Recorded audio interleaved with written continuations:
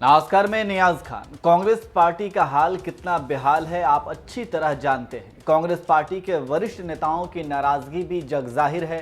गुलाम नबी आजाद ने पार्टी से इस्तीफा देकर ये साबित भी कर दिया है कि कांग्रेस अंदर खाने कितना कमजोर हो गई है और नेताओं के बीच किस तरह से मतभेद है।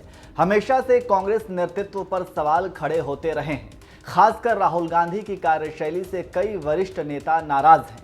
बस फर्क ये है कि सभी खुलकर नहीं आते, पर मन ही मन कुढ़ते रहते हैं। गुलाम नबी आज़ाद ने इस्तीफा के बाद राहुल गांधी को जैसे आड़े हाथों लिया, ये भी आप अच्छी तरह से जानते हैं। इसके अलावा आज़ाद के साथ ही कई नेताओं ने भी कांग्रेस को अपना इस्तीफा सौंप दिया।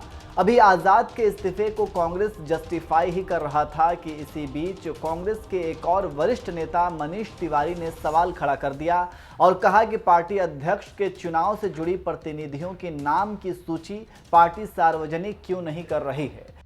अगर नाम की सूची सार्वजनिक नहीं की जाएगी तो कैसे पता चलेगा कि कौन लोग हैं। निष्पक्ष और स्वतंत्र चुनाव के लिए पार्टी को नाम की सूची जारी करना चाहिए। यह सूची पार्टी के वेबसाइट पर डाली जाए।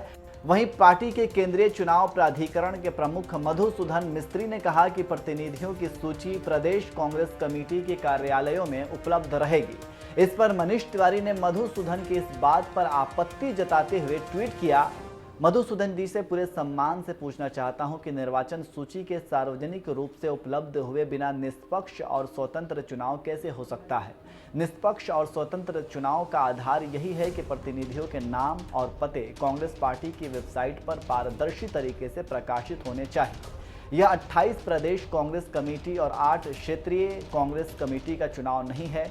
कोई क्यों पीसीसी के कार्यालय जाकर पता करे कि प्रतिनिधि कौन है। सम्मान के साथ कहना चाहता हूं कि ऐसा क्लब के चुनाव में भी नहीं होता।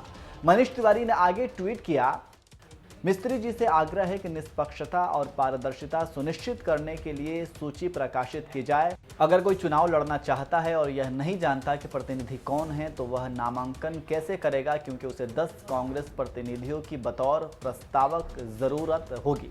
उन्होंने लिखा कि 10 प्रस्तावक नहीं होंगे तो नामांकन खारिज हो जाएगा। आपको बता दें कि कांग्रेस की ओर से घोषित चुनाव कार्यक्रम के अनुसार 22 सितंबर को पार्टी अध्यक्ष पद के चुनाव की अधिसूचना जारी होगी।